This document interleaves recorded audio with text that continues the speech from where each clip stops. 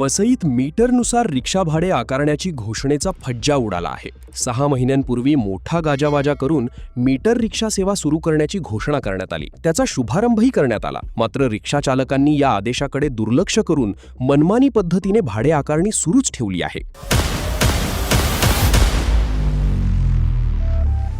वसई विरारमधील रिक्षाचालक भाडे मीटरप्रमाणे न आकारता अवाजवी भाडे आकारत होते।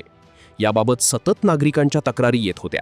मागील वर्षी वसईच्या आमदार स्नेहा दुबे पंडित यांनी वसईत मीटर रिक्षा सुरू करण्याची घोषणा केली होती। त्यानुसार 15 नोव्हेंबर रोजी हिरवा झेंडा दाखवून या मीटर रिक्षा सेवेचा प्रारंभ करण्यात आला होता। वसईत मीटर रिक्षा सुरू झाल्याची जोरदार जाहिरातबाजी भाजप कार्यकर्त्यांनी सुरू केली होती।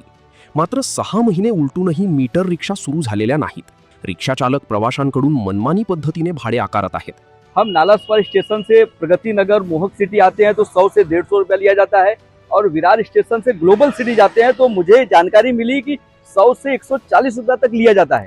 तो मनमानी ढंग से किराया वसूला जा रहा है। और किराया किससे वसूला जा रहा है? जो प्रवासी मजदूर है, कमजोर तबके के लोग हैं, गरीब लोग हैं, किसान हैं, ऐसे लोग हैं जो रोजी रोटी कमाने के लिए मुंबई में जाते हैं या बाहर से आते हैं वसई विरार में, तो उनसे मनमानी ढंग से पैसा वसूला जा रहा है। लेकिन अभी तक तो रिक्शा चला नहीं है, क्योंकि अभी विरार भी एक विराट नगर बहुत बड़ा शहर बना है। लोगों को 20 रुपये, 50 रुपये, 100 रुपया, 200 रुपये तक खर्चा करना पड़ता है।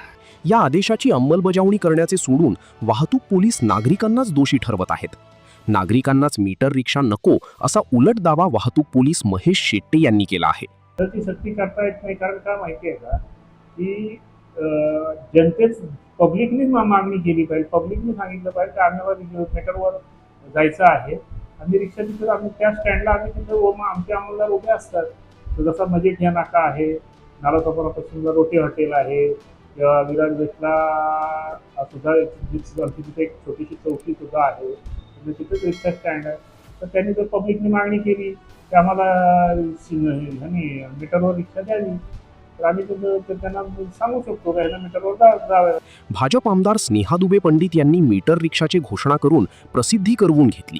मात्र त्यांच्या अंमलबजावणीसाठी काहीच केले नाही। त्यामुळे रिक्षा चालकांकडून सर्वसामान्य प्रवाशांची लूट सुरूच आहे।